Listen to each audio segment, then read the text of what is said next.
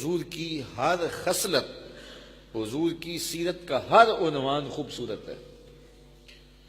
اور پھر آقا کریم علیہ الصلوۃ والسلام کی سیرت انسانوں کے لیے کامل بھی ہے، اکمل بھی ہے، مکمل بھی ہے اور خوبصورت بھی ہے۔ یہ نہیں ہے کہ کسی گوشہ زندگی میں تو تمہیں حضور کی سیرت مل جائے اور کسی گوشہ زندگی کے اندر حضور علیہ الصلوۃ والسلام کی سیرت تمہیں نظر نہ آئے۔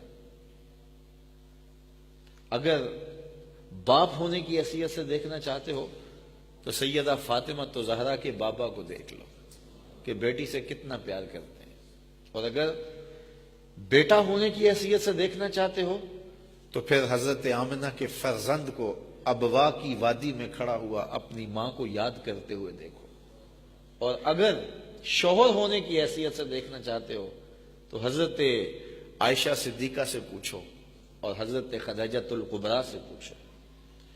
اگر جنگی سپہ سالار ہونے کی حیثیت سے دیکھتے ہو تو پھر فاتح حنین کو دیکھو۔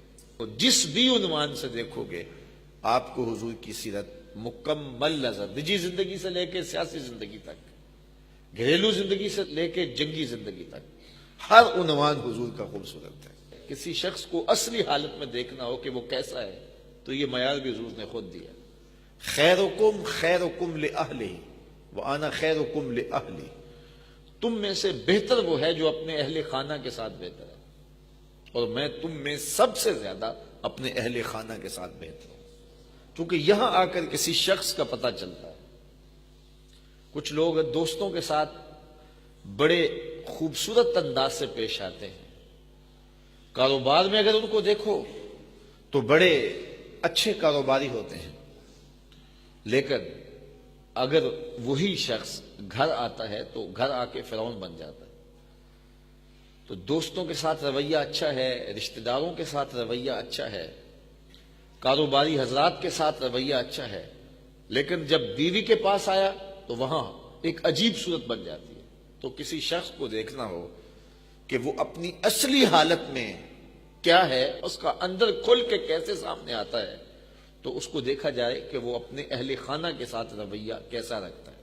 تو یہ معیار دیا، خیرکم خیرکم لأہلہ وانا خیرکم لأہلی، تم میں سے بہتر وہ ہے جو اپنی بیوی کے ساتھ بہتر ہے، اپنے اہل خانہ کے ساتھ بہتر ہے، اور میں تم میں سب سے زیادہ اپنے اہل خانہ کے ساتھ بہتر ہوں۔ جب حضور کا وصال ہوا ہے تو 9 ازواج حضور کے نکاح میں تھی، کسی ایک کو بھی حضور سے شکایت نہیں تھی۔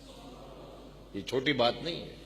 حضرت خدیجۃ الکبریٰ رضی اللہ تعالی عنہا پر جب آخری وقت آتا ہے اور وہ محسوس کرتی ہیں کہ میرا آخری وقت آ گیا ہے، تو انہوں نے حضرت فاطمہ زہرا سے کہا جاؤ اپنے باپ سے چادر رحمت مانگ لاؤ۔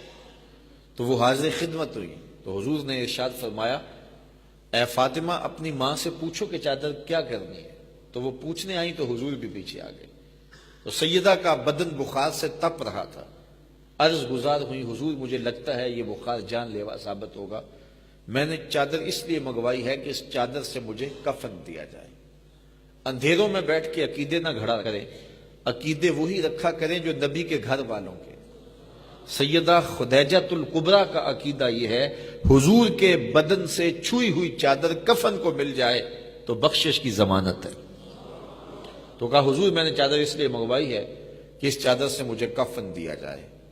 تو یہ بات سن کر حضور کی آنکھیں نمناک ہو گئیں، اور حضور نے فرمایا خدیجہ تو نے چادر مانگی ہے، لو اردت جلدی لا آتیتک، اگر تو میری جلد بھی مانگتی وہ بھی اتار کے دے دیتا۔ کوئی اس کی مثال تو لاؤ، زمانے میں اس کی مثال نہیں ملے گی۔